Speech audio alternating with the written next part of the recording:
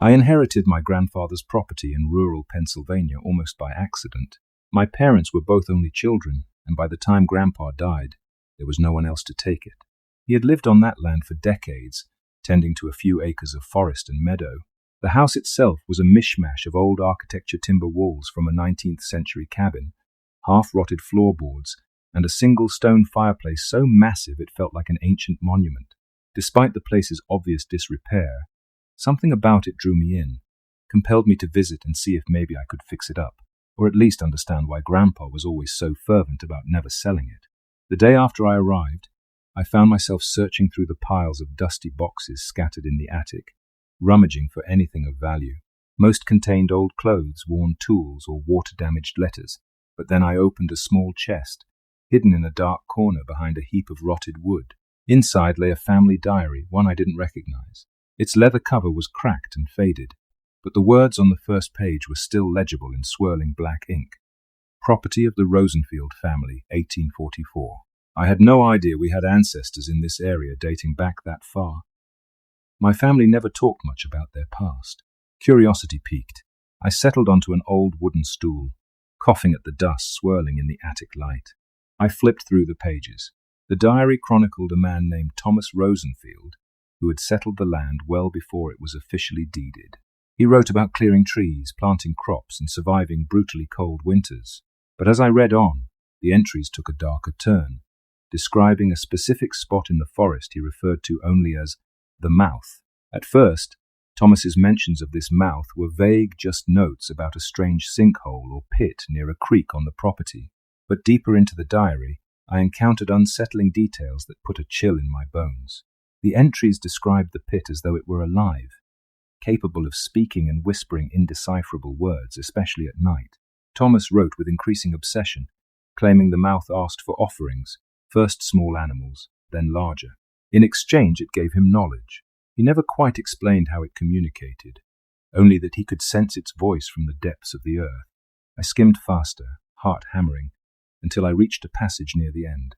My mind cannot rest. I found the mouth open wide at dusk. It whispered secrets, things no man should know. I offered the blood of a stag. I offered the blood of a goat. I feel its hunger growing. It demands more. Soon I'll have nothing to feed it. Yet I cannot leave. It knows me. And it told me how to avoid the plague that took my neighbors. It told me where to find silver in the hills. The bargains are too great to resist. I fear I am damned. Spine tingling, I carefully flipped to the final entry. The writing was frantic, letters barely decipherable. It's still hungry, and I'm running out of animals.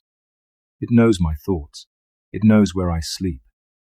I hear it whisper at my window each night. God have mercy. I cannot keep it waiting any longer. I will do what must be done. Thomas's journal ended abruptly after that. No mention of what he ultimately sacrificed. No closure. Just those desperate words. I'm running out of animals.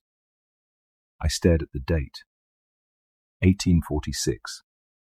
The rest of the pages were torn out, leaving only scraps of paper, as if he'd intended to keep writing but never had the chance. A dreadful unease settled over me. Part of me wanted to dismiss it as the ravings of a man driven mad by isolation. Yet the specificity of his claims, the hunger, the whispers, the secrets, got under my skin. I closed the diary, inhaling the stale attic air. I noticed the quiet hush of midday around me, as if even the dusty rafters were holding their breath. That evening, after the sun dipped low behind the pines, I found myself unable to shake the diary's hold on my thoughts. The forest outside seemed to beckon, as if the words in that old diary had awakened something that now waited among the trees. A flicker of fear gnawed at me, but also a spark of curiosity. I took a lantern and ventured behind the old farmhouse, across a weed-choked field and into the line of tall oaks and maples that marked the forest's edge. The night chorus of insects and frogs enveloped me. Occasionally a breeze rustled the branches, and I'd jump at shadows cast by the lantern's flicker. Still, I pushed forward, searching for any sign of a pit or sinkhole. About a quarter-mile in, I caught the scent of damp earth mixed with a faint metallic tang. The wind had died, and the insects quieted, as though some great predator had come into the clearing. My lantern revealed a sloping ground that dipped into a circular depression ringed by gnarled tree roots. The trees here grew in twisted shapes, their branches reaching out like arthritic fingers, and at the center lay a pit, a dark opening about 6 feet across. I peered over the edge. The lantern's feeble glow barely reached the bottom, but I saw rocky walls descending into blackness. A sudden wave of revulsion rolled through me, and I stumbled backward. There was something deeply wrong about that opening. My pulse quickened, and I recalled the diary's words. The mouth. Could it truly be alive? My rational mind rebelled at the idea, but I couldn't ignore the intangible sense of malevolence wafting up from that hole, as though it exhaled stale, centuries-old breath. I heard nothing but my own heartbeat. No whispers, no voices. Still, I sensed that I was not alone. The intangible feeling of being watched pressed upon me, urging me to leave. I obeyed, backing away slowly until the circle of twisted trees was behind me. Then, keeping my lantern raised, I hurried home under the gaze of a silent moon. Sleep proved elusive that night. Every time I drifted off, I imagined a faint voice whispering from beneath the ground. Hungry, hungry. I'd bolt awake, covered in sweat, the old diary resting on the nightstand next to me. By dawn, I gave up on rest altogether and returned to the attic, determined to find more clues about this so-called mouth. I rifled through crates and boxes, scanning for anything referencing Thomas Rosenfield or his immediate descendants. Eventually, I found a brittle packet of letters. Most were to or from neighbors in the mid-1800s, and they contained mentions of blighted crops, missing livestock, and, occasionally, unexplainable vanishings of pets or wandering travelers. While none explicitly named the mouth, I saw repeated references to the cursed land near the creek and some unnatural sinkhole. A few warnings were scrawled in shaky handwriting. Do not linger near that spot at night, or stay away from the blood-stained pit. It was as though everyone in the area knew something was wrong with that particular patch of forest. My great-great-great-grandfather, and whomever else followed him, must have guarded this secret for generations. I shuddered, imagining what deals they might have struck, what bargains the diary hinted at. At the bottom of the packet lay one final note, unsigned and undated, yet written in more modern penmanship. It simply read, "It never stops, it never sleeps. God help whoever tries to feed it." A pit formed in my stomach. Whether it was real or not, the legend alone was enough to plague a family. Had Grandpa known? Had he refused to speak of it, hoping the knowledge would die with him? I tried to go about my normal routine the next few days, cooking, cleaning, surveying the property, and making a list of repairs, but my mind drifted constantly back to that hole in the forest.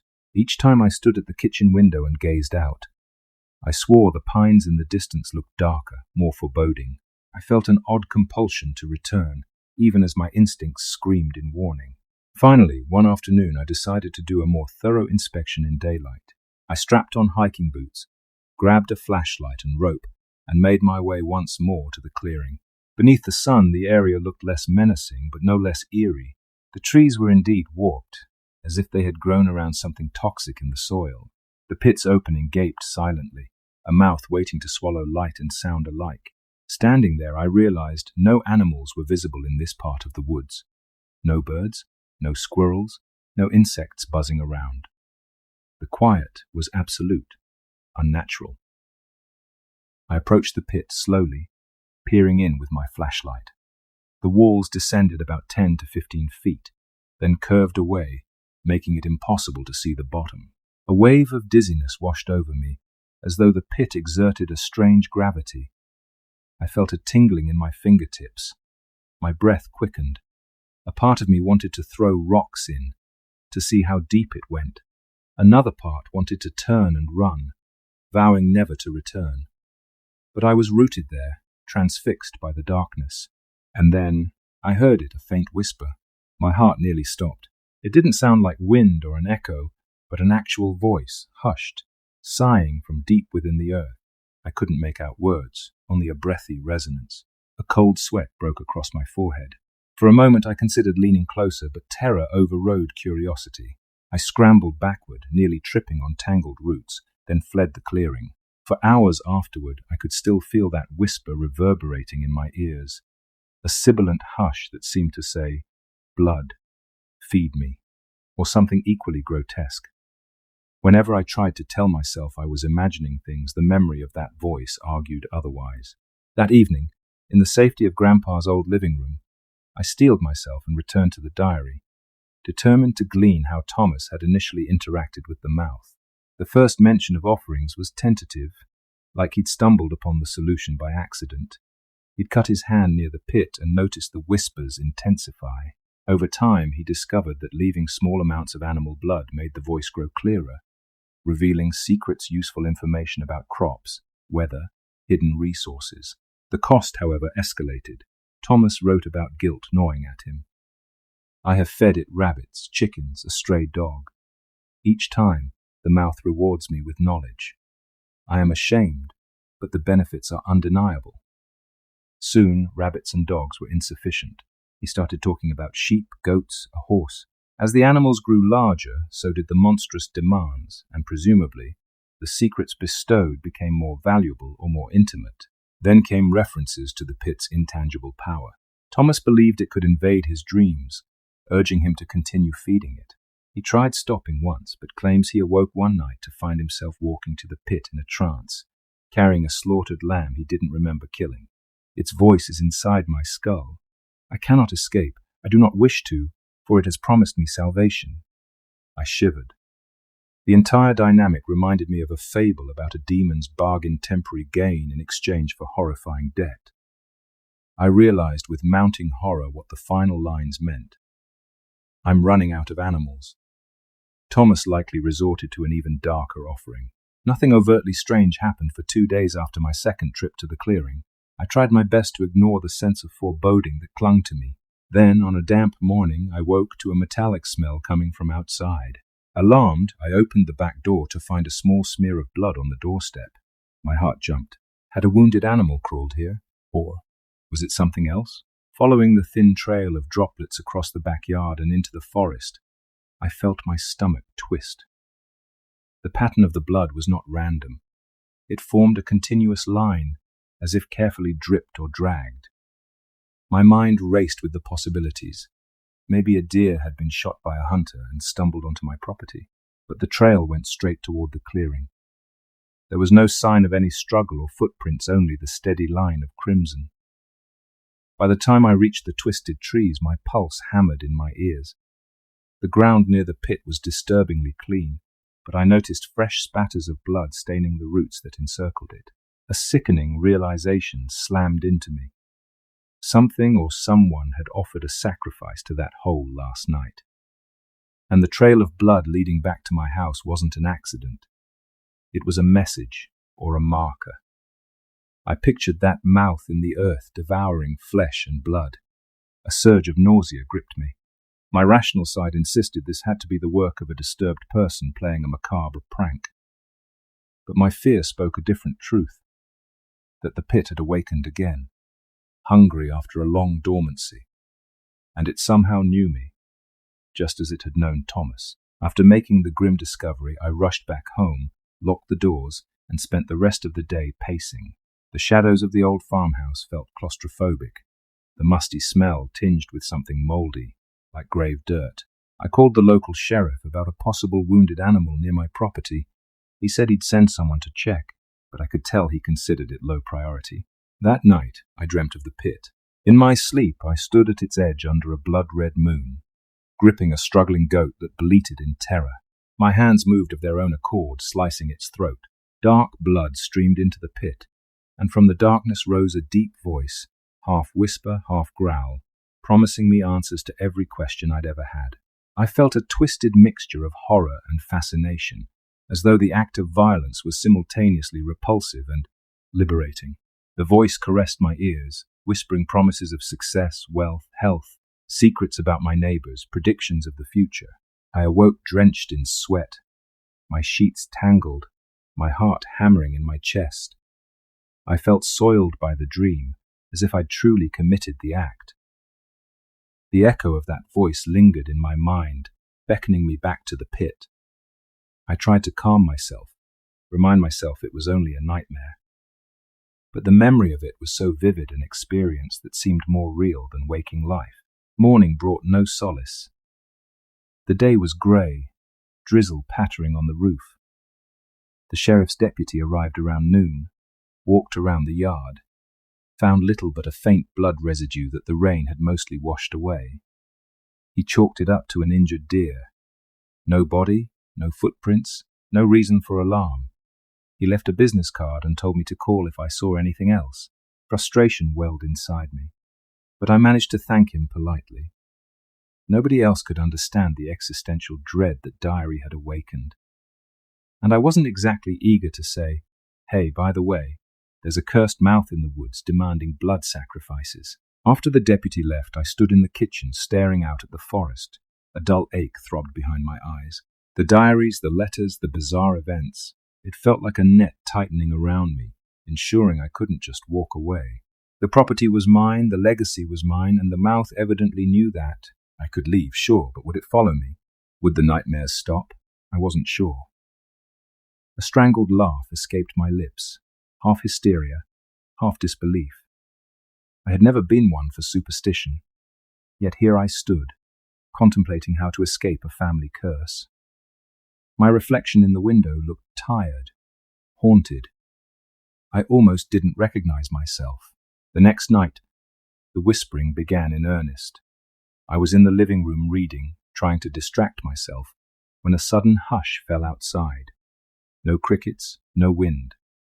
The air grew heavy, thick enough to taste. Then, just at the edge of hearing, a voice seeped in, a distorted murmur coming from nowhere and everywhere. I froze, ears straining. It was as if the walls exhaled a faint "come feed." My skin prickled and my heart began to race. I glanced around, sure someone else was in the house. But I was alone. The voice swelled, forming incomprehensible words that seemed to echo in the corners of the room. I spun toward the window and thought, for an instant I saw a silhouette of a man among the trees, standing utterly still. Then the shadows shifted and he vanished. The whispering grew louder, more insistent. I shut the book and pressed my hands over my ears. It didn't help. The voice resonated inside my skull. My stomach churned with a wave of dizziness. I clenched my teeth, stumbling into the hallway. Something within me yearned to go outside, to follow the voice to its source. My veins felt hot, as though something ancient and primal had awakened within me, urging me to answer the call. Gasping for breath, I forced myself into the bedroom, turned on every light, and blasted the radio. Slowly, the voice receded, leaving me trembling, drenched in cold sweat. I knew, without a doubt, the pit had begun to call me. Having no one else to turn to, I opened my laptop and scoured the internet for any references to local legends about a buried mouth or a talking pit. Results were predictably scarce, just a scattering of cryptid forums and mythological references to hungry earth spirits. Nothing definitive. At last, with a mix of dread and determination, I revisited that final portion of Thomas Rosenfield's diary. He spoke of wrestling with his conscience, trying to fight the compulsion that the mouth instilled in him. He wrote, "I can leave for a time, but it calls me back. It gave me too much, showed me secrets I dare not repeat. I am bound to it now, for it threatens to speak those secrets to others if I do not continue. All the while, it hungers and hungers. Soon my flock is gone. I have no choice but to consider the unthinkable." The references to the unthinkable repeated over multiple entries, culminating in the final line. "It's still hungry, and I'm running out of animals." Then the diary ended. My imagination filled the blanks. Did he feed it a person? A family member? A stranger? The idea sent shivers down my spine. Perhaps that was how the cycle continued, how the mouth remained dormant until new bloodlines arrived. The notion filled me with revulsion and a strange underlying fascination, because if the mouth truly gave knowledge, I wondered, what might it offer me? That question alone terrified me. It was the same trap Thomas had fallen into, the promise of power, of hidden truths. I wanted no part of it, but the voice gnawed at the edges of my mind, reminding me that I had already heard its call. dreamt its promises. My soul quivered at the thought of a path from which there might be no return. Over the following days, more blood trails appeared, thin, deliberate lines that led from the forest edge to somewhere near the house. It was as though invisible hands were coaxing me, leaving a breadcrumb trail of gore to ensure I knew the pit remained active. I never discovered an actual animal carcass, nor any sign of footprints. It was as if the blood manifested on its own. I started to dread twilight, when the hush fell over the woods, and that whispering resumed. Sometimes it would start as a barely perceptible hum, scratching at the back of my skull. Other times it was a sudden, violent murmur that made the windows rattle. My nights were spent in paranoid vigilance, shotgun by my bed, lights blazing, radio on. Yet none of it truly kept the voice at bay. It found me no matter how I tried to hide. Between these episodes, I found myself drawn to the old diaries and letters again, poring over every clue, hoping to discover a method of banishing this evil. But there was no mention of exorcism or redemption. My ancestor wrote only of appeasement and endless caution. I began to suspect the reason Grandpa had never talked about it was that he'd never confronted it. Perhaps he ignored it, refused to feed it, and in turn it stayed dormant until now. But something had changed. Maybe my arrival stirred it from sleep, or maybe the centuries of quiet simply left it ravenous. Either way, I sensed it wouldn't be satisfied with small offerings for long. At last, desperation trumped fear. One late afternoon, I decided to climb down into the pit to see if there was any physical sign of what might be causing these phenomena. Part of me believed that if I could find an underground chamber, maybe an old well or cave system, I could rationalize it all away. So, armed with rope, a powerful flashlight, and a crowbar, I returned to the clearing. The twisted trees loomed in grim silence as I approached. The pit gaped at me, dark and damp. Tremors of unease rippled through my limbs, but I forced myself forward, tying the rope around a sturdy trunk and fastening the other end to my waist. Slowly, I lowered myself over the edge. My heartbeat thundered in my ears. The walls were slick with algae and loose stones. After about 15 feet, the shaft widened, and I found a narrow ledge to stand on. The smell of wet earth mingled with a pungent odor, reminiscent of decaying leaves and something coppery. I flicked the flashlight around, revealing a cramped tunnel extending sideways, a ragged passage large enough to crawl through. Steeling myself, I inched inside, shoulders scraping damp rock. My flashlight's beam illuminated scattered bonesbird skeletons, maybe a deer. My breath caught when I saw something suspiciously human-shaped. It was too decayed to be sure. A chill of horror crawled through my veins. This is insane, I thought, wanting to turn back immediately. But I kept inching forward, compelled by a fearful curiosity. Deeper in, the tunnel widened into a small chamber. The ground was sticky underfoot. It reeked of rancid blood and rot. My flashlight quivered in my hand, illuminating lumps of fur, old clothing, dried gore. I nearly gagged, and then from the far end of that chamber came a whisper, a direct, guttural hiss of words. The flashlight flickered as though responding to an electrical current. My body seized in terror. I couldn't pass the exact phrase, but the final word was unmistakable. Hungry. A primal panic burst inside me. I dropped the crowbar and scrambled back the way I came, skin scraping on rocks. The whisper reverberated through the tunnel, growing louder, forming half words that might have been, "Feed me, feed me, feed me." My rope snagged twice, my lungs burned. I felt an invisible presence brushing against me in the darkness, tasting my fear. By the time I hauled myself out of the pit, I was shaking uncontrollably. The sunlight felt foreign, the air too thin. I collapsed on the grass, retching. The forest was eerily quiet, as though mocking my terror. I knew then that there was no logical explanation. That thing in the earth was indeed some malignant force, very much awake and aware of me. Days passed in a haze. The whispering grew more demanding each night. My attempts at calling in local authorities to investigate the pit were met with indifference or confusion. Without hard evidence, there was nothing they could do. After all, who would believe me if I claimed the ground itself was hungry? The stress wore on me. I slept maybe an hour or two each night, plagued by nightmares in which I slaughtered animals, or, worse, humans. I'd wake up screaming, convinced the blood was on my hands. The line between dream and reality blurred dangerously. One afternoon I stood outside in the yard, staring at the wood line, hearing the faint voice in broad daylight now, urging me to come closer. I felt a strange impulse to offer something to the pit, just to make it stop, maybe a fish from the local creek, or a chicken from a neighbor's farm. But that was the path to madness. The moment I gave in, I'd be no different from Thomas. The voice wanted me to feed it so it could give me secrets, knowledge, hold me in its power. Perhaps the entire lineage was cursed to battle that temptation. I gripped my hair in frustration, tears burning at the corners of my eyes. "No!" I shouted into the silent trees. "You won't have me." A wave of dizziness struck, as if the pit had laughed at my defiance. Eventually, the final straw arrived. It was early morning when I stepped outside to fetch firewood. My eyes locked onto a fresh, thick trail of blood curving from the edge of the forest straight to my back door. This time, it wasn't just droplets. It was a glistening, continuous swath of red, as though something had been dragged. My gut twisted in revulsion. I followed the trail only a few steps before I spotted something lying in the grass. A piece of raw, bloody meat, torn and ragged. It might have been part of a deer's flank. My hand flew to my mouth, bile rising in my throat. The trail led further into the woods, presumably back to that cursed pit. The message was unambiguous.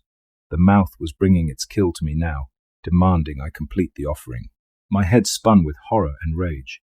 I ran inside, slamming and bolting the door behind me. Enough. This had to end.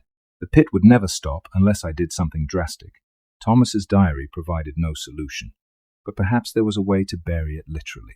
If the pit fed off blood seeping through the earth, maybe I could entomb it, seal the entire opening with stone and cement. I had no guarantee that would work, but it was my only plan. Trembling, I resolved to try. Driven by desperation, I used Grandpa's old truck to haul concrete mix, stones, and heavy boards out to the clearing. The day was cold and overcast, the sky a dull slate grey. A hollow fear gripped my stomach, but I forced myself to keep moving, mixing cement in a wheelbarrow, unloading slabs of rock. If the pit was truly supernatural, maybe such a mundane approach would fail, but maybe it wouldn't. Maybe the mouth was only as strong as the fear it inspired. I spread the boards across the opening and started layering stones, pouring cement between them to create a makeshift plug. The forest remained deathly still, as though holding its breath. With each rock I placed, I half expected the ground to quake or the boards to snap from some invisible force, but nothing happened, just the quiet rustle of leaves and my own panicked breathing. Eventually, I erected a rough stone platform over the mouth, packing it with more concrete and dirt. The final result was crude, but it blocked the pit entirely. Exhausted, I staggered back, caked in mud and sweat, uncertain if I'd accomplished anything. But at least the vile opening was no longer visible. "If you can't breathe, you can't whisper," I muttered under my breath, half laughing with delirium. I lingered a moment, expecting some sign that it had worked. The wind picked up, rustling the twisted trees. For an instant, I thought I heard a muffled moan from beneath the stones, but it faded swiftly, leaving only the sound of my heartbeat. Feeling a faint glimmer of hope, I turned and walked away. That night, I slept deeper than I had in weeks. No whispers invaded my dreams, no horrifying images of feeding blood to the earth. When I awoke at dawn, the silence in my head felt blissful. The day passed normally enough. I drove into town for supplies, did some house repairs, even managed to watch TV without glancing nervously at the windows. 2 days later, the blood trails vanished. The nightmares subsided. It was as though a malignant energy had been cut off. My appetite returned. For the first time since arriving, I allowed myself to relax. Perhaps I'd done it. Perhaps sealing the pit starved it out, forced it to slumber. I recalled how certain folklore suggests that curses can be halted if the source is physically contained. Maybe the old diaries never mentioned it because Thomas never tried. By day 4 of peace, I was almost jubilant. I even looked up local contractors to discuss properly filling the area with cement. I told them I was dealing with an old well that posed a hazard. The practicality of a normal life settled in again. On the 5th night after sealing the pit, however, I was jolted awake by a thunderous crack. It reverberated through the house, shaking the windows. Adrenaline surged. At first, I thought a tree had fallen on the roof. Bolting upright, I rushed outside with a flashlight. The sound echoed again, a deep, grinding rumble from the forest. With dread coiling in my stomach, I realized it came from the direction of the clearing. My heart thudded in my chest as I sprinted across the yard. A smell of sulfur tainted the air. Reaching the clearing, I shone my flashlight on the makeshift stone seal I'd constructed. A massive fissure now split the platform. Steam or mist seeped from the crack, curling into the night. I stared in horror as the broken sections of cement shifted, as if something beneath them pushed upward. Suddenly, a chunk of stone exploded outward with a bang, and I threw myself to the ground. The flashlight spun from my hand. Amid the debris and swirling dust, I heard a guttural roar like a furious wounded animal. Then, to my shock, I realized the roar held words. Hungry, still hungry. Cold terror flooded my veins. I fumbled for the flashlight, breathing in ragged gasps. The stone seal was coming apart, shattered from below. Beneath it, a deep blackness flickered as if alive. I felt a force tugging at me, an invisible suction. The mouth was open again, and furious. I scrambled away on all fours. My mind screamed at me to flee. But even as I retreated, I heard that monstrous voice, now a hellish choir of whispers and roars, echoing through the twisted trees. No escape. Feed me. Feed me. I screamed in sheer panic, stumbling back through the forest until I found my truck.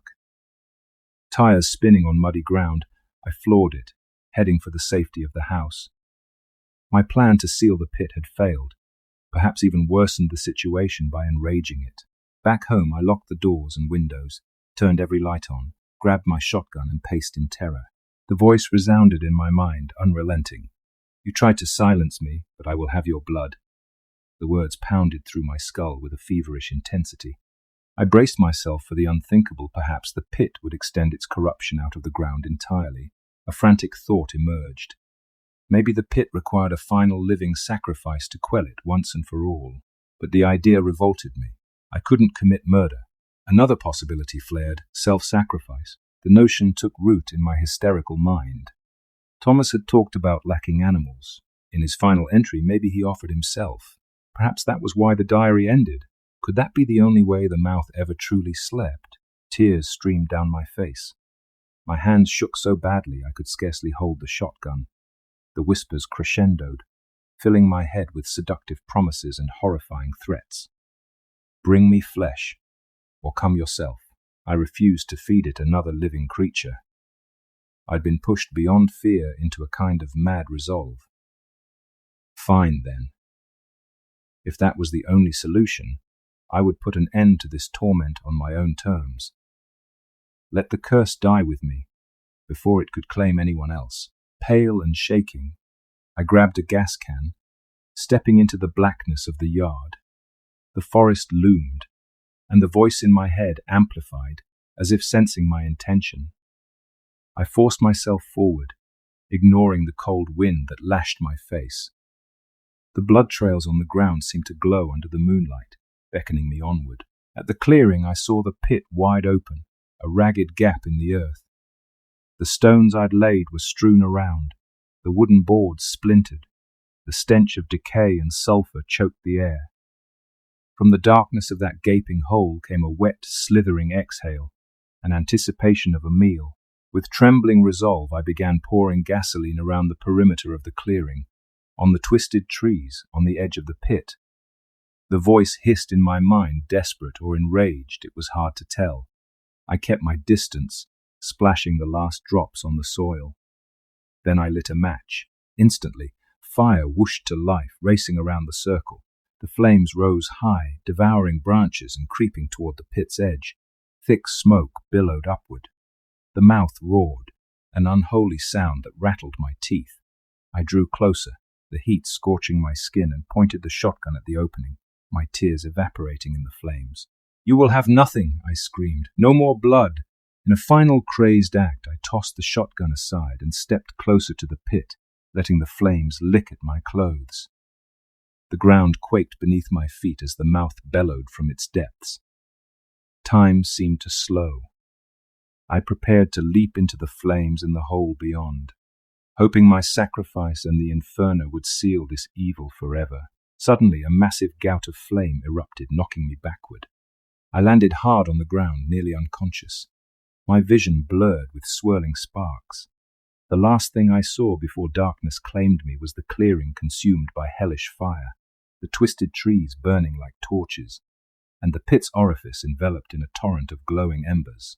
I woke in daylight. Smoke hung in the air and ashes blanketed the earth. My head throbbed. Coughing, I struggled to my feet. The clearing was charred and blackened, every tree reduced to smouldering stumps. The place where the pit had been was now a collapsed hole filled with debris, still emitting wisps of smoke. No sign of any conscious presence. No whispering. No voice in my head. I cautiously approached. The ground was hot under my boots.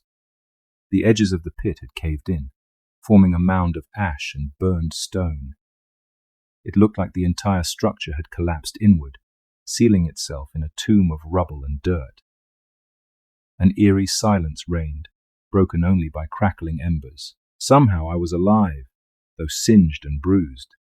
My ears still rang from that final roar. With shaky relief, I realized the voice was gone.